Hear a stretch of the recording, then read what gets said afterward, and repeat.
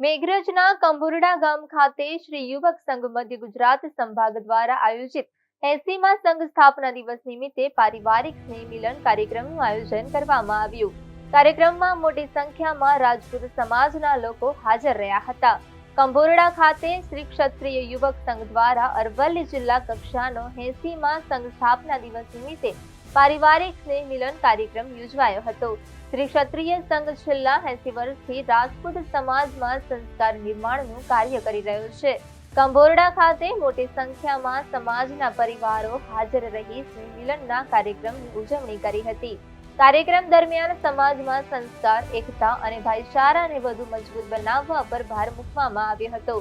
કંબોરડા ખાતે યોજાયેલા સ્નેહ મિલન કાર્યક્રમમાં સમાજના આગેવાનો, યુવાનો તથા વડીલોએ ઉત્સાહપૂર્વક ભાગ લઈ કાર્યક્રમને સફળ બનાવ્યો હતો। આજે શ્રી ક્ષત્રિય સંઘનો સ્થાપના દિવસની ઉજવણી નિમિત્તે અહીંયા બધા ભેગા થયા છે। આખા સમગ્ર ભારતની અંદર આ સ્થાપના દિવસ ઉજવવામાં આવશે। 80 વર્ષથી ચાલતા ક્ષત્રિય સંઘ માત્ર ક્ષત્રિયો જ નહીં પરંતુ જનમાનસ અને જીવ માત્રના કલ્યાણ માટે થઈને કામ કરી રહ્યો છે।